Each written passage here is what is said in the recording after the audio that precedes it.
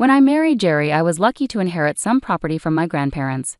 They suggested I use it to secure our future but advised me to keep it a secret, even from Jerry. They thought it was wise to have some income that only I knew about, ensuring I would always be financially secure. Unfortunately, Jerry often crosses boundaries with possessions and finances. For example, he has tried to give away gifts from my parents to his parents to make himself look good. This upset me, especially when he reacted badly when confronted.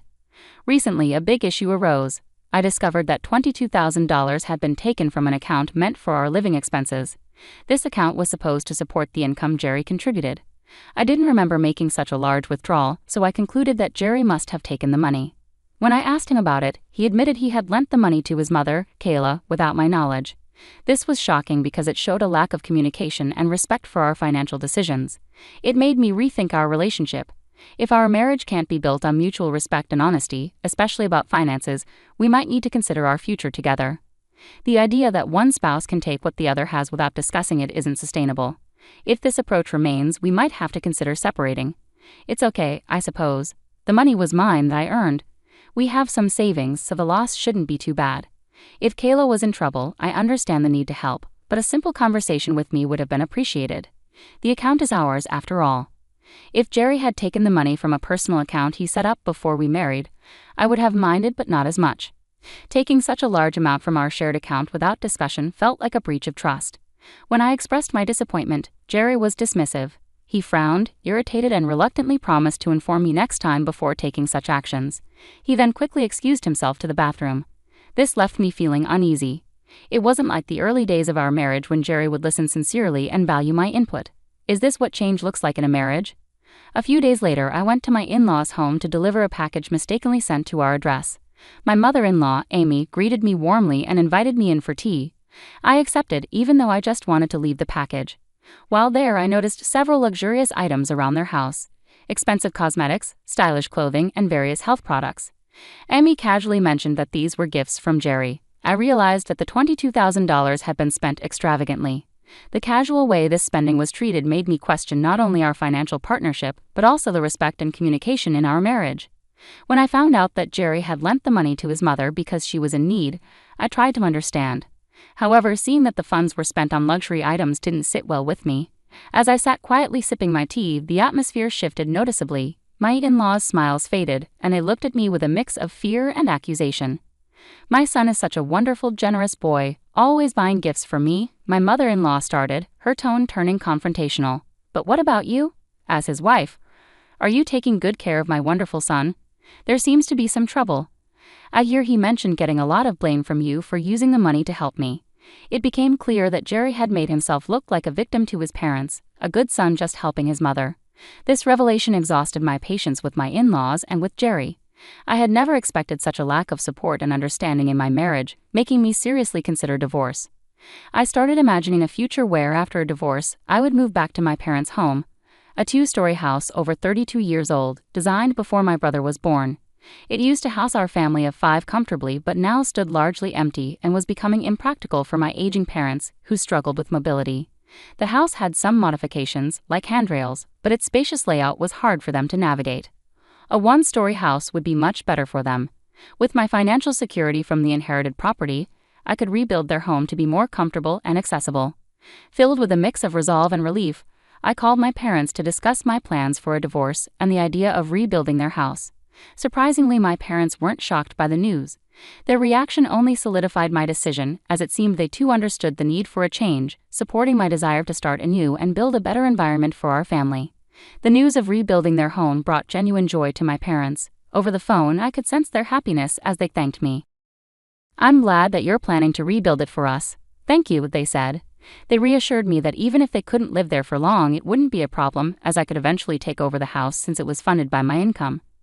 "Well then, I'll start preparing and planning it bit by bit," I replied, encouraged by their support. "Take it easy, just don't overdo it," they advised, their words lifting my spirits instantly. As I began organizing the rebuild of my parents' house, I awaited a response from the construction company. However, before any progress was made, Jerry confronted me aggressively. "How dare you use our savings to build a house without telling me anything about it?" he accused as we sat across from each other at the living room table. He banged his fist on the table, his voice rising without any regard for my feelings. "Well, my parents will live in the new house. I firmly stated that it was impossible because the house was meant for my parents. Jerry roared, insisting that since the house was built with what he thought was our shared property, his parents had a right to live in it too. "Are you planning to cram 5 people into that little one-story house? Just give me the house then," Jerry demanded, hitting the table louder. Worried about his reaction if he discovered the passive income I had kept secret, I decided it was time to reveal the whole truth. "To tell you the truth, I have passive income," I confessed. "I've been saving from the real estate gifted to me by my grandparents. I've paid for the rebuild with that passive income, so I didn't take a penny out of our common property." Feeling guilty for breaking a promise to my grandparents to keep this a secret, I watched as Jerry's reaction grew even more intense. He shook with anger and pounded the table harder. "What a bad wife you are, hiding the fact that you have an income. You play around with my money and protect your own by keeping secrets." His words stung, but they also clarified the deep issues in our marriage, issues of trust, respect, and shared goals, all of which seemed increasingly insurmountable. Seeing Jerry's face flush with rage, I suddenly grasped why my grandparents had advised me to keep my passive income a secret. Perhaps they had seen something in Jerry that I hadn't recognized until now. "I'll take the house as a lemony. Besides, any house you build while we're married is mine too. I am the head of the family, and if you disobey me, I will divorce you," he declared arrogantly. I was overwhelmed with dismay.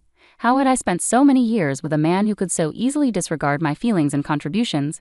Initially, I had planned to use the passive income for our future, especially if Jerry's earnings were insufficient, or if I was unable to work due to injury or illness. It was meant to be a safety net to support both of us, something I intended to share with him when the time was right. But now I no longer wished to use that money on him. Fed up, I stood up and left the house, needing space from the stifling atmosphere. I spent the night at a business hotel to clear my head and plan my next steps. Upon returning home the next morning, Jerry was waiting with a sly, unsettling smile. He approached me smirking and presented a sheet of paper he had been hiding. It was a set of divorce papers already filled out. "You're lying about your passive income, aren't you? You lied about it to hide that you were taking money from our shared property, didn't you?" he accused. His accusations were baseless and repetitive. Even though I was telling the truth and actually had passive income, he refused to believe me. "It's the truth. I have passive income," I insisted, but he wouldn't listen. Jerry's inability to trust and respect me was the last straw, making it clear that this marriage couldn't provide the support or partnership I needed. The next steps of legally separating our lives seemed unavoidable. Jerry shoved the divorce papers into my hand with a smirk and said, "You'll let me know when we can move in, okay?" He then patted me on the shoulder, walked out the door humming, and mentioned he was going out for a drink. At that moment, I saw who Jerry really was. Throughout our marriage, he had hidden his contempt for me, never truly valuing my feelings or perspectives. This realization hurt, but also set me free. I didn't waste any time. I packed up my things, filled out the divorce papers, and left our home right away. I moved in with my parents for now and explained everything to them. We agreed that I would stay with them until my new house was ready. The next day, my phone was filled with missed calls from Jerry, and he called again. I answered, hoping this would be our last conversation. "Hello." "Hey, all your stuff is gone, you know," he said, sounding confused and impatient. Why was he so worried? He was the one who wanted the divorce. "We're getting a divorce, so it's normal that I won't be coming back. Feel free to use the empty space however you like," I told him, trying to make my point clear. There was a pause. Maybe at that moment, Jerry realized I had income he couldn't control. Then, in a surprisingly sweet tone I had never heard before, he asked, "Can you let my parents live in the new house? I don't mind living with your parents, please." I was shocked. "I already told you it's a small one-story house," I reminded him. "It's meant as a surprise for my parents." His suggestion was ridiculous. He was trying to give away a house he didn't buy and acted like it was his to give. His disregard for the truth was puzzling. "You don't care about the savings, do you? You have no idea how much I worried about the money I gave you and what I saved for our living expenses," he continued. This conversation just confirmed my decision. Jerry's understanding of our finances and relationship was completely off. It was clear that moving forward without him was not just a choice but a necessity. As I tried to explain the effort I had put into managing our finances and making ends meet, he ignored the significance of my struggles. "That has nothing to do with what's happening here. You're just careless with money and leave all the hassle to others. And you act like you did everything yourself for your parents, right?" I confronted him, pointing out how he often took credit for my hard work. Jerry's sudden silence only added to my frustration.